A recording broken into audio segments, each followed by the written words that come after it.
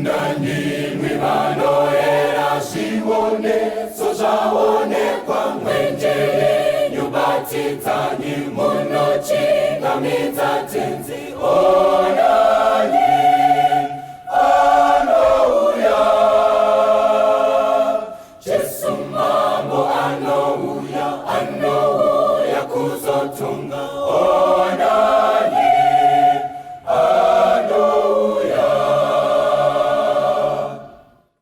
onani chidzidzo chake chekuti musunungure nguoche nanezvire makasika nikutaura onani anouya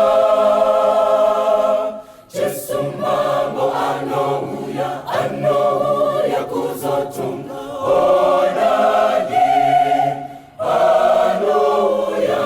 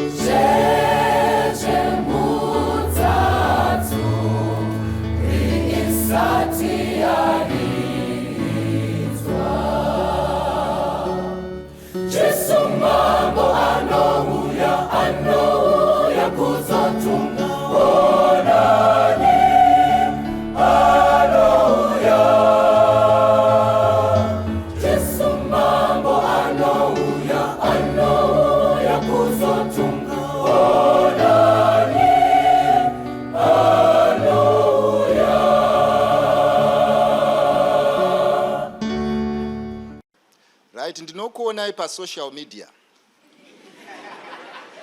ende zvandotaura ndezvazvokwadi uye zvingatendwa. Every time munun'una patinoita discussion inozonobatwa pasocial media umwe neumwe achiisa pfungwa dzake. Hapana munhu anogona kutorerwa kodzero yekuisa pfungwa yake pachinhu. Chinhu chinonyanyorwadza ndechekuti vanhu vanotsvaga mbiri nekutaura zvinhu zvavasingazivi.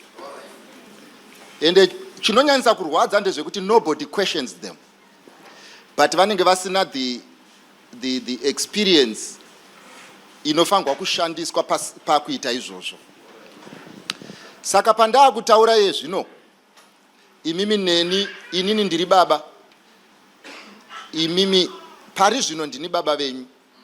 Social media munda woumwe munhu ari kuita mari. Mazvibata vanangu? Yes, social media munda woumwe munhu ari kuita mari. And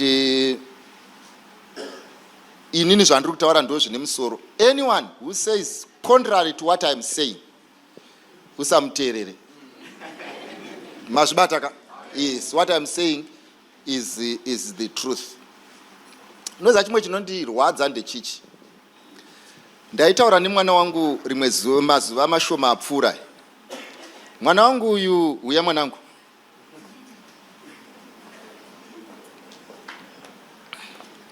Vanhu vazhinji vanondoona pasocial media hanzi musaomesere vana. Hapana anomboomerwa pano pazvinhu zvese zvandoita nevana, hapana akamboomerwa. Pana akamboomerwa? Hapana, ndochava kuti vari kuti munoomerwa nei pazvinhu sina kuoma kudai. Ina naumbo hapana akamboomerwa. Ndaitaura nemwana wangu uyu, ndiye mwana wangu uyu ndiri kupa setsananguro. Mwana wangu anozvagwa zvakanaka mumhuri inoshaya, and she struggles with life, and she's aiming high. But in life there are things that she can control, and there are things that she can't control. And the things that bother us the most are the things that we can't control. Zvakafanira kuti unoda kuroorwa at 26 and there's no one available to marry. Hazvibvise chido chiri mumwana wangu chekuroorwa. But unfortunately there is nothing she can do because she does not control this parameter. Nekuti haasisiri matoi anovakwa kumusha kwako achiperera kumusha kwako. Ichi chache chinhu chine simba rausingagone kurongera. Saka ndiri kutaura nemwana wangu wakura, waita zvaanoda, zvapera, asvika pa30 hapana ati aroora, asvika pa35 hapana ati aroora, asvika pa40 hapana ati aroora. And the pressure mounts from within. The pressure that we pretend is not there when it is there. Patinoita setisiri kuzvinzwa tichizvinzwa. I am telling you, the things that people are making fun of are not funny to some of us. But by social media, people can play with anything, not minding what it does to the feelings of those who are under the pressure. Saka asvika paya, inini matauriro angu nevana vangu ndeyekuti musadanane nevanhu pa social media, musadanane nevanhu pa Facebook. But chinoitika under such pressure, mwana wangu anosangana nemunhu pa Facebook, okwidzwa ndege kuenda ku SA kunosangana nemunhu ari kumuudza kuti ari ready for marriage. Not only that, aitomuziva vakakura vese. Saka haasi munhu ari an alien muupenyu hwake, munhu waanoziva. But chandoda ndechinoti ndaakutaura nemwana wangu uyu. Mwana wangu anondiudza kuti baba ndine munyama. Ndikati munyama wei? Zvikanzi izvo I wanted to marry, but it could not happen, and now I'm 43. Ndobva ndamuudza kuti this is a small game, mwanangu. We can pray about it. Mwari anoita zvaanoda nenguva yake. Zvikanzi daddy you are too late, and she started crying. Ndikati how can I be too late? Because there is nothing too late for my God. Zvikanzi izvo no, ndo paanonditsanangurira nyaya yemunhu wakamudaidza. Ndokubva anosvika ikoko zvakaitika ndokuitika, ndokupedzisira varara vese. Varara vese munhu ndokudisappear. Apedza kudisappear uyu ndokudzoka kumba nenhamo yake. Asi chinomurwadza ndechekuti paakadzoka kumba, 2 years later she discovers kuti izvo I was infected with HIV. Nemunhu wandafunga kuti this is a promise to bliss, this is a promise to glory. I have sunk deeper than where I was. So imimi kana muchitaura munotaura zvamakanzwa, ini ndotaura zvandakaona. Imi kana muri pa Facebook munotaura zvamunorota, ini ndotaura zvandakaona. Saka pakutaura zvandakaona vanangu, vanhu vachadefenda mabusiness avo, vachadefenda pfungwa dzavo, vachadefenda maonero avo. But I want to tell you, your life must never be dependent nema-assumption. Nekuti imi munotaura zvamakanzwa, indotaura zvandakaona. Munotaura zvamakarava, ndotaura zvandakaona. Vanangu, pamakuita ma-decision iye zvinoizvi, you are going to make practical decisions in practical life. Hapana chindumugwapa, hapana ari pazamu, hapana asingafunge, hapana asingaone, hapana asiri kuziva. I am not going to allow you as a father to walk out of this room without making decisions. Not decisions for me, not decisions that will benefit me, not decisions that are ndidiwe, but a decision for your life. Life is personal property, and it must be handled like such. Upenyu ndewako mwanangu, uwe uchaurarama. Murume ndewako mwanangu, ndiwe uchagara naye. Mukadzi ndewako mwanangu, ndiwe uchamurovora. But ndoda kukuudza, murwendo urwu hamuna return ticket. So when koine maere, ndaitaura nomwe munun'una wangu aida kuenda ku UK. Achida kuenda ku UK, anonzi enda ku TB test. Akaenda kuna chiremba, asina TB, asina panomurwadza. Ndokubva apedza kutorwa X-ray, apedza kutorwa X-ray, vanomurambira visa, vanomuti kudii, zvikanzi wakamboita TB, zvikanzi that was long back, zvikanzi unfortunately TB leaves scars. And hausi kuenda ku-UK because you have, but une scar. And this guy is telling a story that the president is not confirming. So by the end of the day, zvatiri kutaura nezvazvo panapa ndevekuti izvo upenyu istori haizorambiri pachapter 1. Upenyu istori hauzorambi huri panonakidza, but upenyu istori in at the end. Bhaibheri rangu roti Mwari anoti, mwanangu, iwewe rupenyu hwako rungano rwakanga rwakanyorwa naMwari kuti nyaya yacho iverengeke, nyaya yacho iendeke, nyaya yacho iverengeke. Unfortunately, many of you will never live according to the story from above, because you have written a story, and that the story that you have written is full of assumptions, full of infatuation, unnecessary reasoning. You will live, but not a full life.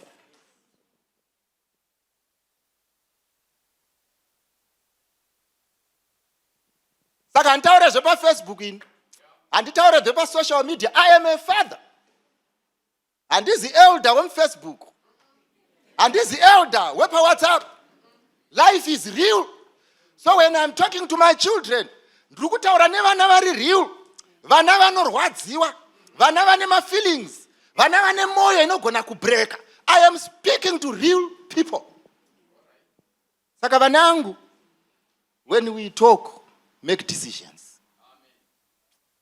All I can do is talk to you, but I can't make a decision for you. But when you get into the mud, we'll be there together.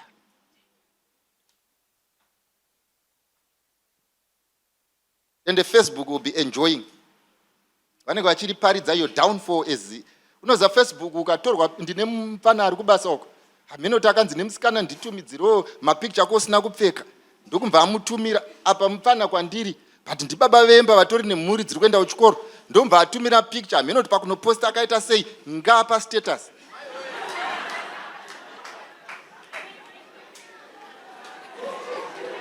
And the social media manje airegerere. And haina tsitsi, and it will hound you. Saka ndauya vanangu, you will be asked to make decisions. I expect you to make decisions. Allow me to pray. My Father, vari kudenga nepano pasi, ndauya ini nevana venyu kuti tizotaurirana zveupenyu. Saka patichataura zvinhu izvi, ndokumbira kuti imi muvabatsire kuita the correct decisions. Pashaya kana mumwe unobuda kana kuzorora until a decision has been made. In Jesus' name I pray, amen. You can sit, my daughter. Thank you. Tisati taverenga Ndiga. Ndoda kuti uzoverenga. Ndoda kutanga ndambopa background yezvandoda kutaura kuti mubate. Mukaverenga mukati mebhuku raJob 22 verse ya 15, Ndiga asi kuiverenga. Rangu rinoti, iwe unoda kuramba uchifamba nenzira yekare yakatsikwa nevanhu vakaipa here? Vhesi inotera yacho yambva kuti ivo vakabvutwa nguva yavo isati yasvika. Zvikanzi pane proof yekuti ava vakafamba havana kusvika. Mubvunzo uri kubvunzwa zvikanzi iwewe manje wakanditarisa, uri kuda kuramba uchifamba nenzira iyoyo here? Anobvunza Job ogumira ipapo. Ndobva ndajamba ndoenda kuna Ezekieri. Rangu rinoti, ndodiniko kana muchibata netsumo iyi panyika yeIsraeri muchiti, madzibaba akadya mazambirika anovava, meno evana akahwahwadzira. Handizvo zvoka? Now yoenda mberi yoti, ndimi Jehovha anotaura, tarirai, mweya yese ndeyangu, mweya wababa ndewangu, saizvozvo nemweya wemwanakomana ndewangu. Mweya unotadza uchafa. NdiMwari. Asi inzwa mafiro acho. Zvikanzi, tarirai, parutaurwa kumwanakomana, hanzi akafamba nemitemo yangu, akachengeta zvandakarayira kuti azviite mazvokwadi, iye akarurama zviro kwazvo, achararama. Imo washona handiti, ndoda vanhu vanofunga vapfana pateta kudhila nebhaibheri.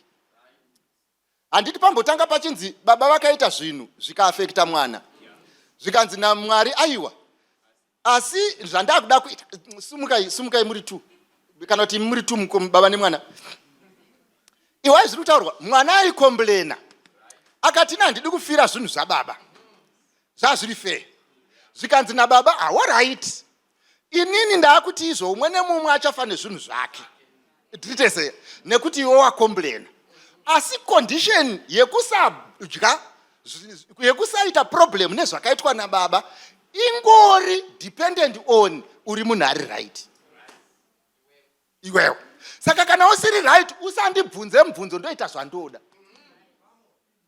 saka Mwari zviri kunzi the only argument that can stand before God in your favor is your reputation. Saka Mwari ari kuti don't argue with me with your mouth. Let your reputation come and argue kuti nekuda kwezvandakupai zvababa handizvide. Zvikansaka kana reputation yako ichitaura kuti wakafanana nababa usataure nemuromo. I don't read the language, I read the actions. Saka Mwari ari kuti argument dzimwe dzamunadzo hadzishande as long as dziri theory. Let the works come, then I will respond accordingly. Mapabataka background yatachida kupa takuchiita zvatainga garai izvozvi pano mwatorasika apa hatisati tatanga handitireseka saka zviri kutaurwa Mwari ari kutaura kuti I am ready for an argument. Saka Mwari ari kuti izvo mwanangu kana uda kuroorwa iwo mbowagara pasi woti kumba kwedu hakuna akamboroorwa sisi vangu vakuru havana kuroorwa nekuti baba vaive nechikwambo vatete havana kuroorwa nekuti baba vaive nechikwambo asi inini handidi kupinda zviri kunzi naMwari usaite kundiudza tumira CV hanzi CV yako ikangoti apa then ndichadzokera kune muridzi wechikwambo ndoti uyu havati nechikwambo vata nacho nekuti ndechako asi ndinongozviita on one condition yekuti the behavior justifies my action. So I am not responding to what you have said, I am responding to who you are. Saka zvimwe zvikwambo zvatinonetseka nazvo hazvizi kuti nekuti zvine simba pamusana pekuti takazvipa simba. Why? Pamusana pekuti takafanana nevakauya nazvo. So ndio argument yapiwa kwekutanga. Now taakuda kuchitora argument iyo tichienda mberi. Ndoda kupatsanura mhuri panapa handiteseka kuti vana vangu munyatsondinzwisisa. Ndoda kuita mhuri mbiri. Sumukai vana vangu mese manje muri 4 makusumuka. Tora mamwe mapeya mairi. Rimwe peya vaite 6. Ndoda kukupa background handati verenge Ndiga 2 Samuel chapter 21. Notanga waverenga 1 Samuel chapter 13 pavhesi ya 13. Umbva waverenga 2 Samuel chapter 21 kubva pavhesi ya 1. Ndio mavhesi atichafamba nawo. Kuverenga nechishona nekuti ndiwo chandinonyatsonzwa inini. Handiti kai munozoverenga nechirungu nekuti ndiwo chandinonzwa. Chinonyanyondishambisa ndechoti vakaverenga nechirungu chamunonzwisisa mararamiro enyu handisi kunyatsoona achinyatsofamba. Dei mambotirai reshona handireseka pamwe rine simba. Yes. Samuel akati kuna Sauro, pane nyaya iri kuitika panapa. Samuel anga ari mambo tozviziva. Samuel ndomva aita problem yekuti akanga asangana nehondo yasingagone kukurira. Sauro Saul asangana nehondo yasingagone kukurira ndomva anoapila kumuranda waMwari muprofita ainzani Samuel. Kuti Samuel chiuya naMwari because iyi vanhu aichaita. alright. Urikuona ndiri kuedza kuti like for example kuti wapfimbwa nekuti unochena. But chinoitika ndechekuti izvo hakuna akaroorerwa kuchena. Because hakuna ari kuda fashion model. Saka zvakanga handisi kuti musarore vakachena, ndiri kuedza kungokuudza kuti izvo kana bhotiki yazovhara uzive kuti anenge ari mukadzi wako. Now uyu manje ndokuchiti izvo, pane inini samambo zvandiri kutadza. Chiuya undikumbirirewo kuna Mwari ndikurire hondo. Zvikanzi naSamuel ndiri kuuya. Asi uyu ndokumva aenda. Ndokurova 7 days akamirira ava. Ndokumva aona havasati vauya. Apa abatwa nekutya. Mind you, ava vari kufanirwa kumuitira zvaasingagone. Ndokumva achifunga zvikanzi, chiregai ndimbotraya kuita ndega zvandandadaidzira ava. Ndofunga muri kundibata zvakanaka. Zvikanzi izvo ndandadaidza zvangu ava vanotungamirirwa naMwari kuti vandiitire izvi. Asi pari zvino nekuti izvi zvaramba, regai ndimbotraya. Sezvinoita musikana kuti warambwa nemukomana achita hosi kurara neni, ombva watraya kurara naye. Kumbotraya. Ndo zvakaitwa ava. Handisi kuti hazvishande, handitirezeka. Tichazongoona, handiti statistics toitira mberi. Isusu vamwe hatisiri tinotanga tapa mapiritsi pasina examination. Indrongedza kukudza kuti kuno vazhinji vari uku, certificate yawanayo iko zvino izvi hairoresi. Ine vamwe vakatodzoserwa payakazikanwa iyoyo. Now, zvadaro manje, uyu apira manje apedza kupa zvipiriso sezvanga zvifangwa kuitwa neava. Panosvika muprofita manje waanga adaidzwa, enzai kuti anoti kudii? Samuel akati kuna Sauro. Zvikanzi Samuel akati kuna Sauro, waita sebenzi. Hanzi you behaved like a fool. Haana kuti uri benzi, because vaive mambo havaudzwe pane imwe rafu wasingatauri namambo. Vanofanirwa kuzodhijusa vega kuti vari kuita sebenzi. Unoza zvakafanana nekuti izvo. Inini hangu vanhu vanowanzonditi ndinoti kune vanhu uri benzi. Nekuti ndinokanganwa kuti nditi waita sebenzi. Nondoziva type yevanhu vandiri kudhira navo. Hauzofungi, vanhu vazhinji vanongofunga achipinda.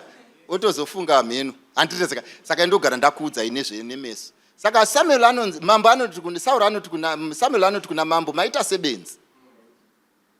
Yes. Hauna kuchengeta murayiro waJehovha Mwari wako.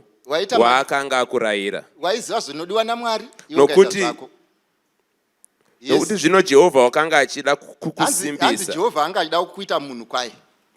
Kusimbisa ushe hwako pakati paIsraeri nokusingaperi. Akupe murume anogarika naye ugotoita rudzi. Asi zvino ushe hwako haungagari. Asi nekuda kwekuti wakasimbisa zvinhu zvako nepono. Jehovha akazvitsvakira munhu unofadza mwoyo wake. Akagusa mhanyi.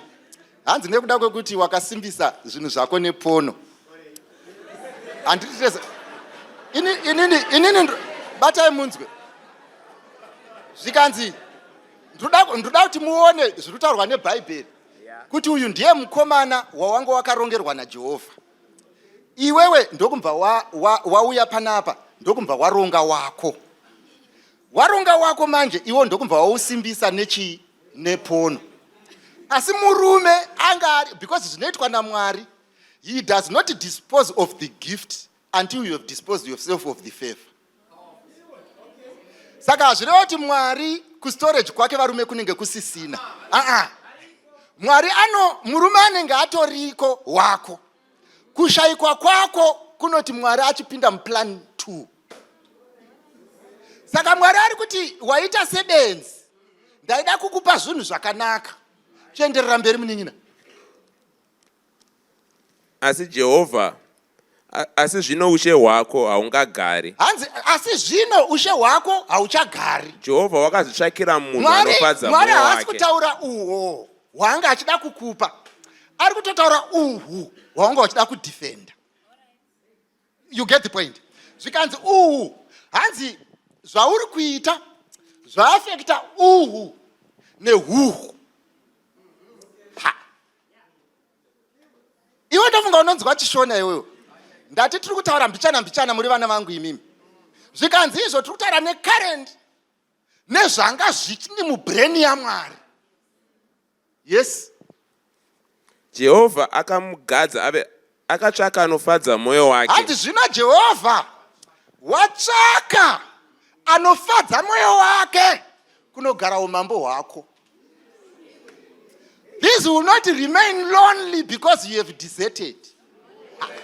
Zvikanzi naMwari aiwa dzimwe dzimba dzimire nemurume wako wandakazopa vari karongeka vanofadza mwoyo wangu nekuti iwewe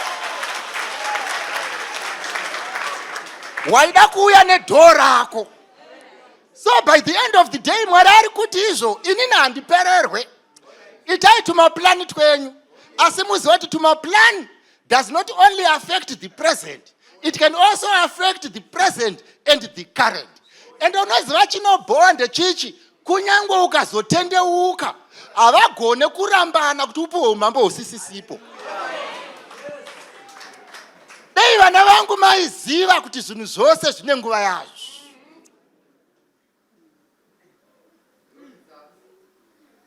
Hanzi munoti mazvizvo ataurwa napa muno. Ndo ishu iri pano mwanangu. Ndo level yandoda kuti utangire yekuti izvo uri kugadza poto yemahumbwe nehupfu hwesadza rezvokwadi. Saka uchazodii kana wazoona kuti zvekumahumbwe hazvigutwi, iwo hupfu pachisina. Saka now Mwari zvaari kutaura manje ndeyekuti izvo iri gemu ramunotamba harina saini. Pamusana pekuti anopa saini haagone kuti avo vaite overstay nekuda kwevanhu vari kudzungaira nenyika. Saka zvadaro manje ka Mwari wapedza kudaro. Sorry Summers, ndadhuma zvinhu zvenyu. Ndombozviita. Mazvoni. Apa ini ndadhuma hangu zvasamaita zvinoafekta kubasa kwako, iwe uri kudhuma zvako. Nau vananguka munaziva tinoita hedu sefani ndepekuti izvo at times you are counting relationships as progressive movement when they are delaying tactics. Unaona bhazi raenda iwe and aizve unaziva ndotaura zvangu sebenzi asi ndiri kutotaura zvinoendeka. Nau nyaya yapedza kudaro handiti muri kuona panapa pari kutaurwa nyaya yekunzi izvo iwewe Samuel nekuda kwezvawaita, number 1 hausisina kingdom, wakagara pachigaro. Unoziva zvinoitwa naMwari so kuitirwa tombstone usati wafa. Iwe unongotobvunza kuti pari kunzi izvo rest in peace pari kurehwa ani? Nyamba Mwari paari kukuona uri pakutonga, your tombstone is ready. Enda munoita zvamunoda vanangu. Raramai madiro pamakoleji amakavakirwa. Rarai kwamunoda, rarai nekwamunoda. But do not blame God for the tombstone. You are the cause. Saka patiri kuya titori mutori kucollege, tiri kuedza kukuudzai kuti izvo. If the future is for you, you better start preparing now. Sezvamanzwa. Now zvachidaro, imagine zvaitwa Saul panapa. Ndoda kuti mubati. Ari kunzi currently you are going to suffer the consequences of your action. Mapabataka. Saka ari kusuffer the consequences of his action in the present. Kwete iye oga nevana vake vasingachatogari pachigaro. Vabviswa nekuda kwani kuda kwebehavior yababa. Zvoisa pachena kuti izvi kana muzukuru akazotarisa manje achitambudzika anoti ma-generational cases. Asi zviri kuitika ndezvinoti iwe uri kufunga kuti zvakazouya kwauri sengozi, haizi ngozi. Baba vakatozvirarama. Zorevei? Zoreva kuti the effects of some of the bad behavior yamuri kuita manifest. Imimi, you are not only going to suffer, but you have opened a factory where your children will suffer. Hausi muroi by design. Uri muroi nekuda kuoya navo. Wanga usina chikwambo asi wavigira vana nevazukuru chikwambo, and they are going to suffer. And how are they going to suffer? Nekuda kwemari yefees yemwana ari kwabushu yawakadya nababa vake. Mwari achitarisa kwabushu munhu achichema. Mwari achitarisa kwabushu vanhu vachiverenga neTowerlight. Mwari achitarisa kwabushu vanhu iwewe wakatora mudhara wemuridzi uchiti ndezvenguva pfupi, age does not matter. But I want to tell you, uri muroi. Why? Because wavhura factory.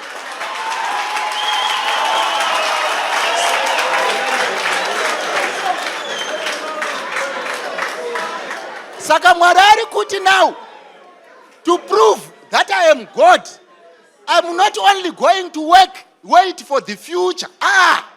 Uchatanga kusafa in the current. Well, those vanonditeerera, they are being blessed. So the current affairs, mwanangu ndeye kuti ucharudida road hausviki, uchavimbisa kuroorwa haurorwi, uchaunganidza vanhu kumba mukwasha hauye, kana achinge auya hazvigare, nekuti kudiko the case has been established when you are still alive.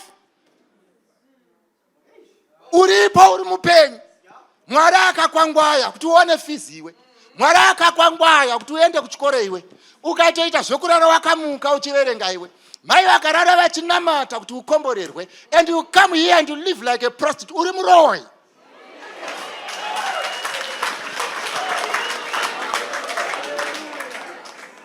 Moya mogara pasi mota hanzi izvo. That's what everyone is doing. Unaziva zviri kuitwa namai vako. Vari kutraya kuti no, I don't want these cases pavana vangu. Handidi macases ava pavazukuru vangu. I want to break these cases. And how do we break them? Ndingatotengesa mazoweni, ndingatotengesa maorenjini, ndingatomukira kuSouth Africa ini, ndingatonotsvaira dzimba dzevanhu ini. Why? Because I want to break this case. Asi zvorevei, instead of breaking it, you are opening a factory for more cases.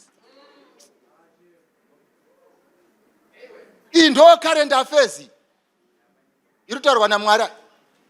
Ndosaka ndakuudza kuti vanangu, ina handitaure zvemuFacebook, ina handitaure zvevanhu ini, ndotaura zvako iwewe semwana wangu. Kepiri enda jamba mununa chapter 21 yaSecond Samuel unzwa. Handiti apa tataura necurrent ka, ndichakurova, ndichakubvisa paumambo, uri benzi, handisi kuzokuita zvaunoda, mweya wakaipa uchakunetsa. Ari kuitwa apa, handiteseka. It's in his time. Chiverenga chapter 21 yaSecond Samuel verse 1. Verse 1. Zvino pamazuva aDhavhidhi, hanzi zvino kwakuna umwe mambo wainzi Dhavhidhi, kwakanga kuine nzara makore matatu hanzi pakwaita makore matatu akateedzana nenzara. Dhavhidhi akabvunza Jehovha. Dhavhidhi akabvunza Jehovha. Jehovha akati, imhaka yaSauro neimba yake yeropa. Zvadzokera kuna Sauro sure, zvikanzi nzara yamuri kuona iyi 20 years later ndeyauyoyo, nekuti vakanga iri imba yavo yeropa. Maona pane two scenarios manje. The life as it is right now, difficult as it is, without God as it is. Pomba pataurwa funzi the future now, pakunzi kwa iyi takuiti ngozi. Iyi is just a case. Ima hamunzwisisi. Muri kunzwa zvotaurwa. Iyi yakuafekta vamwe inonzi ndorova vana nekuda kwezvivi zvamadzibaba avo kusvika kurudzi rwechitatu nerwechina rwevakandimukira. Inyaya isina munhu ati atomborohwa nayo. Uyu akangorohwa yake preliminary present. Asi chinochiitika manje ndechinoti vazukuru vake pavanozvarwa, chinzwai, vazukuru vake pavanozvarwa vanenge vakamirirwa neyavo current plus.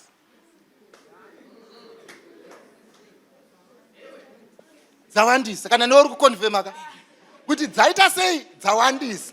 Saka Mwari manje ari kuti izvo ukararama muupenyu ukacreata dzako current dzinodaidza history. Yes, kuna mushonga unobata pasina chironda.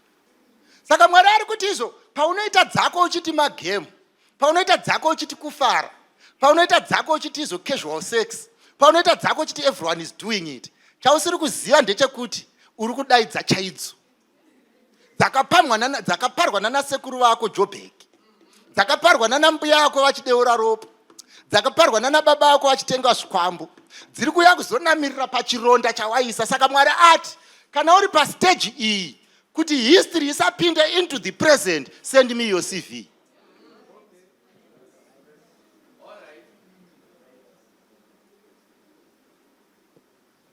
Now, chinzwai pane nyaya yangu manje.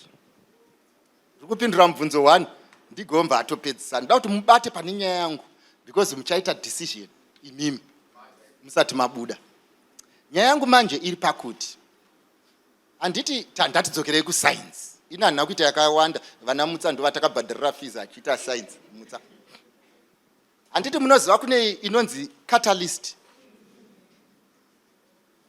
Asi opposite yecatalyst inhibitor.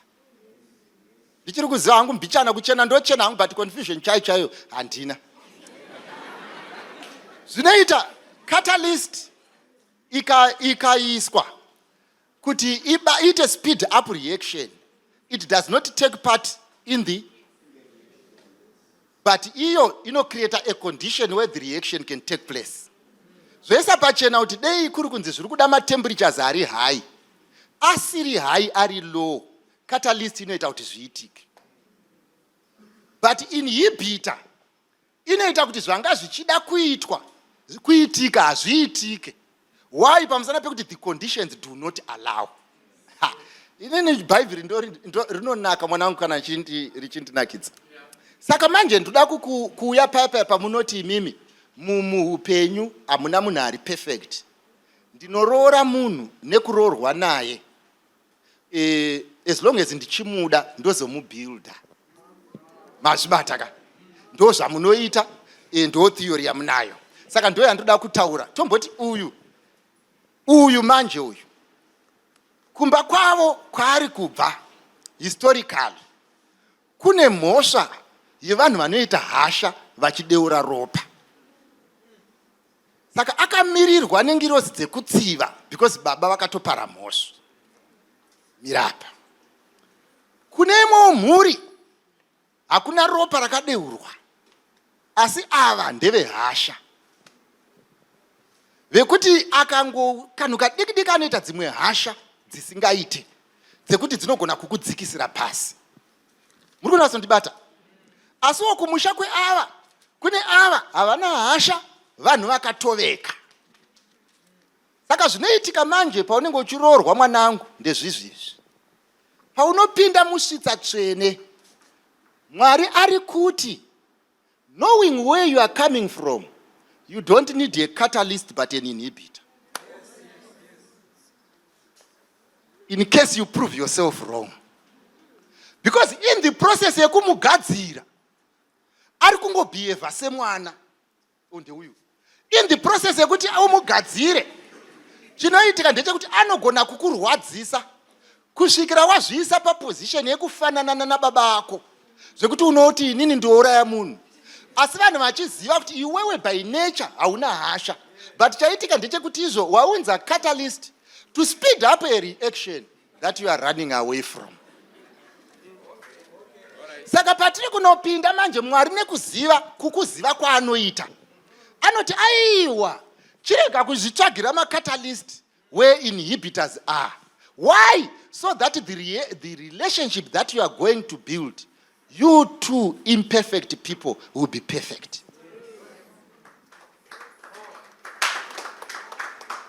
Saka Mwari manje mwanangu akatarisa bheki. Ari kukuziva kwaunobva. Anoziva zvauri. Anoziva iye kuti handiti munorangarira here imimi panotaurwa nyaya the good Samaritan ne-innkeeper. Innkeeper paanosirwa murwere chake kwaive kurapa. Anga asingatarisire profit. Saka iwewe ukatora relationship yevanhu varida kurapwa, you don't become the husband or the wife, you are an innkeeper. So you don't benefit from the relationship. Vari kuwana health ndo vano benefit. Saka paunovaunza kumba kwako kuzovarapa, vacharapika iwo wanei. Because marriage manje ndeyako. Iwo zvino you will never enjoy marriage. Why? Pamusana pekuti you decided to be an innkeeper in your own house. Saka iwewe manje kana ukavhura rehabilitation center mwanangu, vauya kuzorehabilitate vachaita nani? Kana wavhura hospital mwanangu ndo zvichaitika. But remember, those people you want to change are happy as they are. No man should change to make another man happy. Because because I owe myself a life. So you cannot marry me to change me, because I must be present in my life. How do you want to destroy me and create a robot to suit you? Because it is me. This is who I am. Porno is my game. Kurara pese pese is my game. Kutuka vanhu is my game. Kuita chipambi is my game. When you want a saint, don't marry me. I am who I am. But iwewe manje uri kuti chiunzai varwere vese. Ndoda kukurapai. Ndoda kukurapisai. Mwari oti aiwa mwanangu. Hausi kuda mota yekupusha. Ude kuendesa kubasa. Saka hazvishande vanangu zvamunoudzwa. Hazvishande kuita marelationship akaremara. Hazvishande kuita marelationship achakataliza zvakaipa. Hazvishande kuita marelationships achakudzokera kwakabva. Hazvishande kuita marelationship achakuvhurisa zvikwambo. Hazvishande kupinda munhu chichaita kuti uve muroyi. Hazvishande kuita chinhu chichaita kuti uve bhita. Vanangu ndoda kukuudzai. Mwari ari kudenga anoziva zvakakunakira. Because he says, I know the plans that I have for you. You are not God in your own life. God knows what is good for you. But the problem iripo vanangu. Nyama iri kufara ichirwisana nezvikomborero. Nyama iri kufara ichirwisana naMwari. Nyama iri kunakidzwa muchirwisana nekwamuri kuenda. Nyama iri kunakidzwa wakamira pa wrong bus stop. Nyama iri kufara mwanangu hausi kutorara. Asi kusarara kwauri kuita hakuna pundutso. Hakuna achakohwa muchindima chawarima ichi. Pamusana pekuti warima nevasiri vako. Munhu waunayo uyu akatomirirwa kumwe. Ndosaka kwauri zvisiri kushanda. Kunzi zvisashande hakusi kunzi izvo ngazvichinje. Kuti zvisashande kuri kunzi iwe chichinje. Nekuti zvinoshanda unozvi. Vanangu muri kuita sei? Have you read this script correctly? Are you reading this script correctly?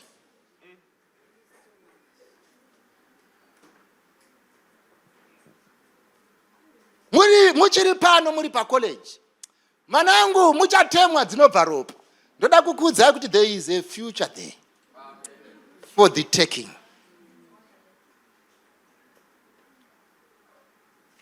Handinei kuti akatenga pizza ini. Handinei kuti ari kubhadhara fees ini. Handinei kuti necklace yaona ndiye akatokupa. Handinei nekuti ndiye ari kutobhadhara pauri kugara. Ndoda kukutaura you cannot take liabilities because of history.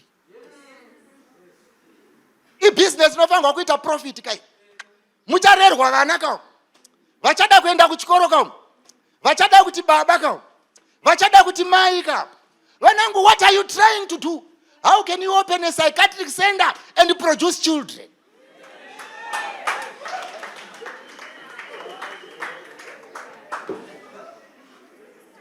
And you must make decisions. You need inhibitors in life. Zvinoita sezvisinganakidzi, sezvisingaendi. But Mwari wangu, yes, you in mind. Mwari wangu, yes, you in mind. My God, is you in mind. My God is you in mind. Ndiga. Garai, nyupas, garai. Bhaibheri rinoti ropa namapisarema 103.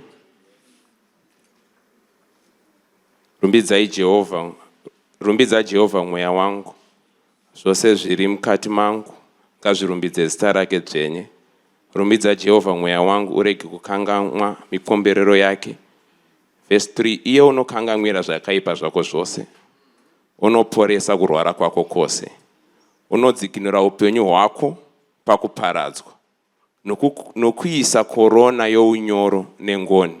Verse 8, Jehovha une tsitsi nenyasha, haachimbidziki kutsamwa, une ngoni zhinji.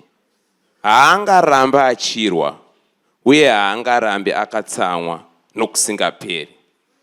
Haana kutiitira sezvakafanira zvivi zvedu, kana kutipa mubayiro sezvakafanira zvakaipa zvedu.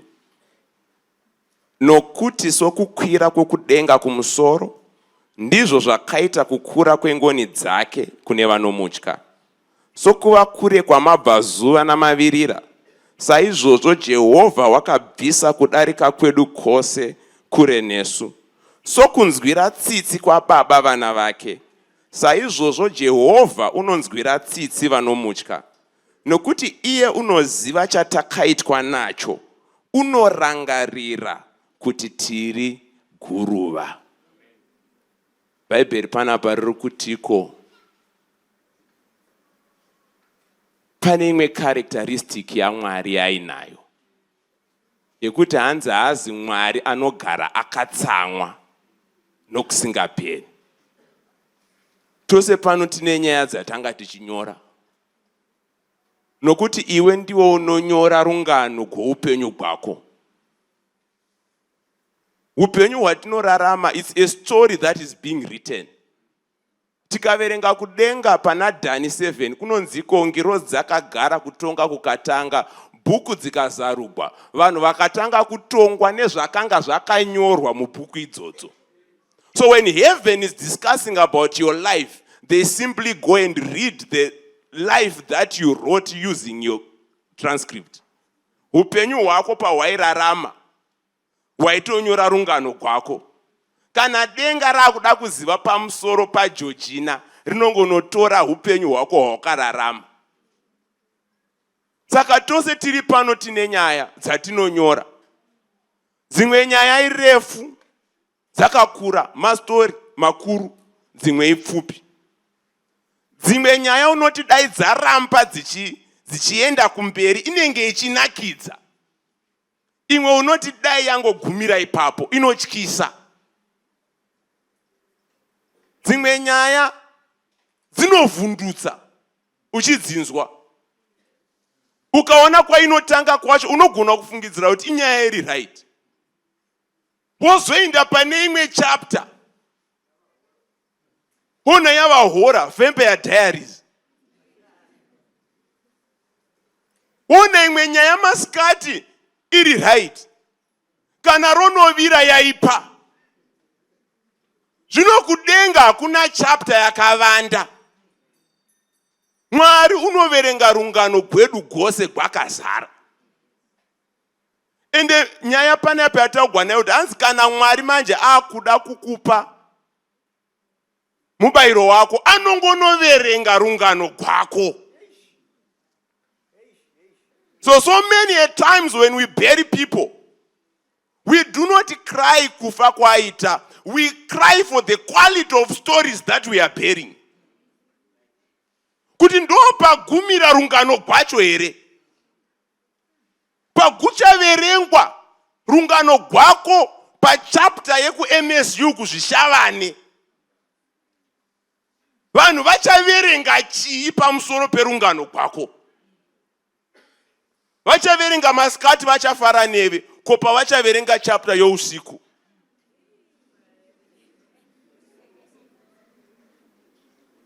But Mwari panapa ari kunzi kunyangwe haakachiziya rungano gwedu, hanzi ndiJehovha ane ngoni zhinji. Anopa vanhu mukana wekutangidzisa kunyora rungano gwavo. Saka hanzi anoregerera, anobvisa zvakaipa zvako, ozvisa sekure kwamabvazuva namavirira. As far as the east is to the west, he removes your sins. Kana uchida, anotora zvakaipa zvako ozvisa kuwest. So in other words, God can bury our stories. Otanga nesu pacha, and he does not treat us as deserves our sins. Haadili nesu zvakafanira zvakaipa zvani zvedu, as anokangamwira vanhu vake, hanzi ka apedza zvose aona nyaya dzatatsikisa, he then remembers that these are dust. Vanogona kutadza. Vanhu vakazvarwa nemunhu ava, vana vaikura. But then God gives you an opportunity to make decisions, to rewrite your life, to break generational cases. Kuti izvi zvakaitika izvi zvakagumira pazvakagumira and no further. Kuti ndakambopata kumashure, but not anymore. The way yawapinda nayo panapa is not the same way yaunobuda nayo. For the story is going to change. There is going to be a chapter. Yepa youth seminar. where it is going to be written. She said, I'm going to change the course of my life, and the end of the story will be beautiful more than the history. Kana pakuda transcript roupenyu hwako, Mwari anongonovhomora rinotangira pano zvichienda kumberi. For you made a certain decision. Could this far and no further. And we should give you an opportunity to make that decision. Is there anyone who could have kuita sarudzo here?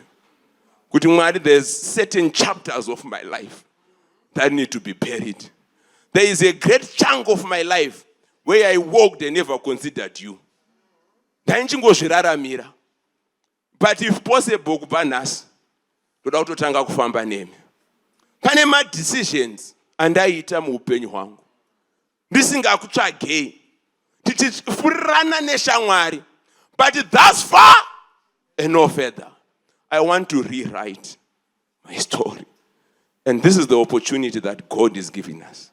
He has remembered us kuti tiri huruva. To respect those with such a decision, may we all stand. If that is your decision, we want to help you. We want to help you. We want to help you. Change the trajectory of your life. If that is your decision, simply walk up front. Simply walk up front. Tinamatete, say God bless you. And then munomira kuma sides. If that is your decision, to say this far and no further. Urikutarisa norondo yekumba. Urikutarisa vana baba nemadzisekuru. Urikuona hondo irikuriwa kudzimba. Urikuti Mwari, remember me for I'm just dust. Ngazvigumire pamadzibaba. Zvisauyevo nekwandiri. Is that your prayer? You want your story to be changed? Just walk up front. Just walk up front. Urikuti CV yangu haina kunaka. Don't treat me, Mwari, according to my CV. Help me to change it. Aripo ere omwe. Aripo ere omwe. Anoti ndaenda kure.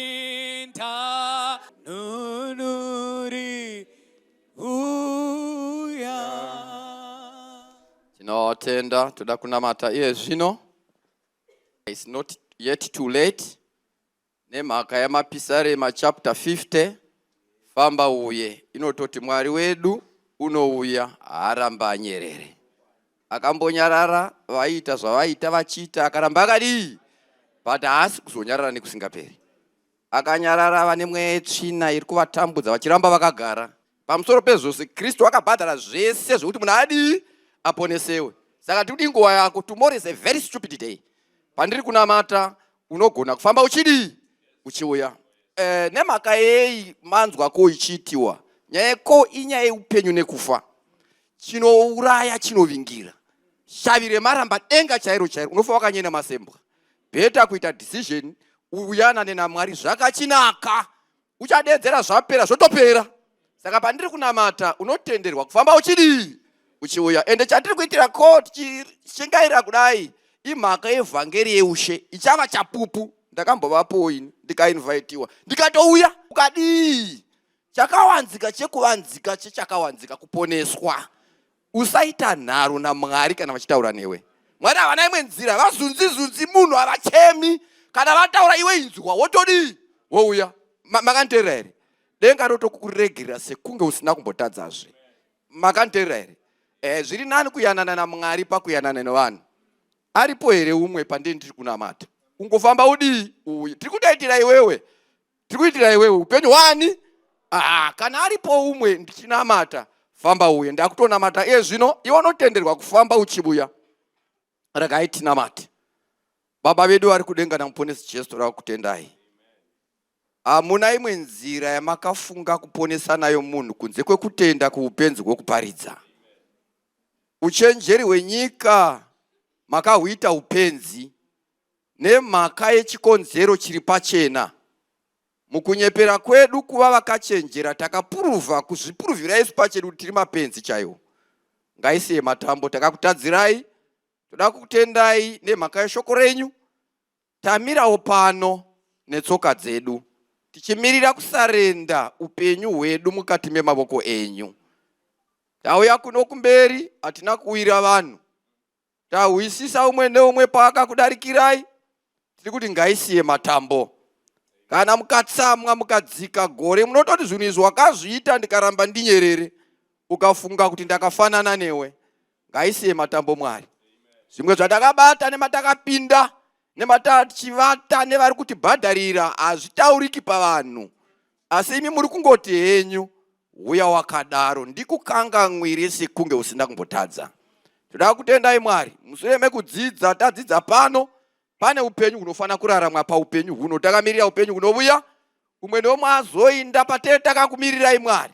Tibetserei tiyanane nemi zvakachinaka. Vauya vari kuno kumberi Mwari, vamwe vanotoda mvura, nekuti imi munoti kunotenda akabhabhatidzwa achaponeswa, waramba watotongwa. Vatenderei Mwari kusvika vapinda mumvura, kuti tiiti hatinoti disconnect to connect. Vamwe vatambudzwa nemweya yetsvina, zvinotoda mvura chaiyo, mvura chaiyo, kuti vapinde nemumvura. Vapei chibindi ichocho vapinde nemumvura. Kana zvenyika ino zvese zvapera, rufaro rwava kudenga, umwe neumwe agoti ndaive muzvishavane asi ndakanga ndakamumirira. Ndichishungurudzika panyika ino asi ndakanga ndakangomirira. Kana makomborera vana vese vari pano nevauya kuno kumberi Mwari, rangarirai varanda venyu vamashandisa. Vamboshanda kashandiro aka, vatenderei kuti naivo vagoponeswawo. Tiri kunamatira kuti muvawedzere mazuva asi pa final warning to the final generation before the second coming. Betserei kuti patinonzwa final warning iyoyo, umwe neumwe atize nekuda kweupenyu hwake. Musatendera munhu mumwe chete Mwari kuinda asina kusangana nemi. Uyu munamato wedu wokutenda muzita ramuponesi wedu Jesu Kristu. Amen. Kuku bomo kubeke mnamlezweni Yesu utepeka minggu Lututubu kemi bom saba Dibo minjebo emnamlezweni